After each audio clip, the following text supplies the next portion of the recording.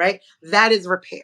That is repair right there. That is, I can forgive what happened before because, hey, maybe you didn't realize, maybe you didn't think it was important. Maybe I didn't express how necessary it was for me that this reset happened in my mental health.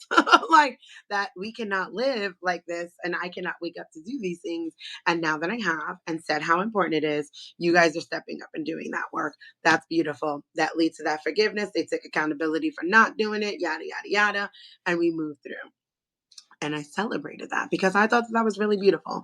And sometimes my children affirm that, you know what, as insane as this house is and as insane as my parenting styles and techniques may seem in a very colonized world, I recognize through the conversations that we have that it's changing, right? And I love that I am doing the work to build the world that they will live in. Because again, this work is 7 generations back, seven generations forward. We're going to be dead. They're going to inherit the world the same way we have inherited this nonsense that we're going through now and doing the work of dismantling it so they inherit something better. So that's my example right there. Laura said, right? I was like, that was so sweet. It made me feel like it was a proud parent moment, but also like I loved how that made her feel like as a person, right? Like as this autonomous being. Thank you for trusting me.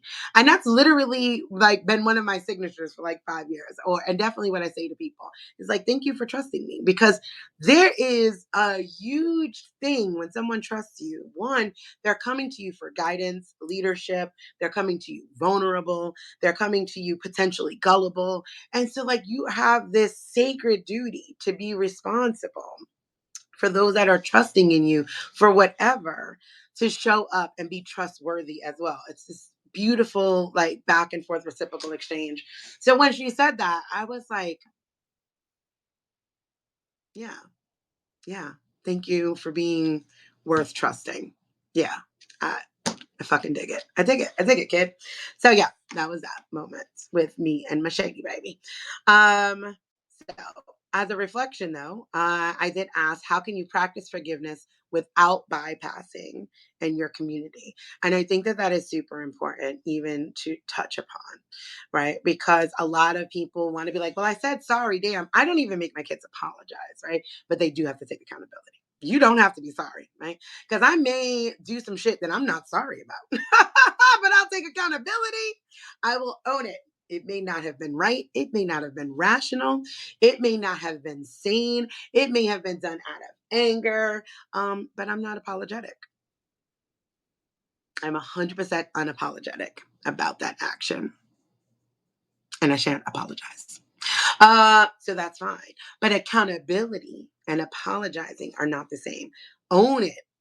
You may not be sorry for it, right? I've done a lot of things in my life that I am 100% not sorry for, but I 100% have to. Oh, yeah, I did do that. And I could say that this is how that harmed that person, but I'm also not sorry. So my kids don't have to apologize, but they do have to take accountability. So I would like to suggest that you guys put that into practice within your communities. And like I said, community for me starts at home because I have so many damn kids here.